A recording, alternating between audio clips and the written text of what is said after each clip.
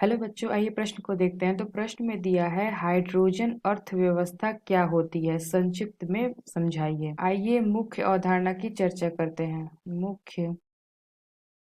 अवधारणा मुख्य अवधारणा। तो प्रश्न में हमसे पूछा है कि हाइड्रोजन अर्थव्यवस्था क्या होती है। तो आइए देखते हैं। तो हाइड्रोजन अर्थव्यवस्था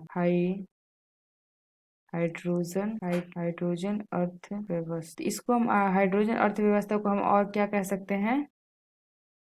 हाइड्रोजन, इसको कहा जाता है हाइड्रोजन इकोनॉमी। तो इसे हम हाइड्रोजन इकोनॉमी भी कहते हैं। तो हाइड्रोजन अर्थव्यवस्था यानी कि हाइड्रोजन इकोनॉमी के आशय उस प्रस्तावित प्रणाली से है जिसमें अधिकांश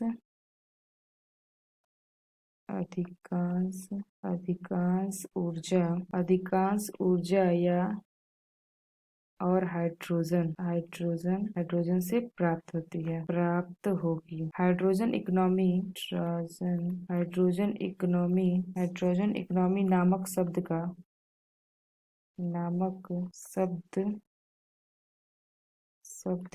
प्रयोग सबसे पहले 1970 में जॉन बोकरिस ने एक व्याख्यान के समय किया था। तो यहाँ क्या दिया है कि हाइड्रोजन अर्थव्यवस्था यानी कि इसे हम हाइड्रोजन इकोनॉमी भी कहते हैं के आशय उस प्रस्तावित प्रणाली से है जिसमें अधिकांश ऊर्जा और हाइड्रोजन से प्राप्त होगी। हाइड्रोजन इकोनॉमी नामक शब्द का प्रयोग सबसे पहले 1970 में जॉन बोकरिस ने एक व्याख्यान के समय किया था। तो हाइड्रोजन अर्थव्यवस्था का अर्थ क्या है, तो आइए हम समझते हैं। तो हाइड्रोजन अर्थव्यवस्था एक भावी भविष्य है जहां हाइड्रोजन का उपयोग वाहनों, ऊर्जा की लंबी दूरी के लिए ईंधन के रूप में किया जाता है।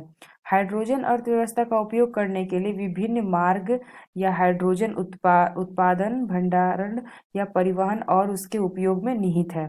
तो यहाँ पे हमने देखा कि हाइड्रोजन अर्थव्यवस्था क्या होती है। तो आशा करते हैं आपको समझ में आया होगा। धन्यवाद।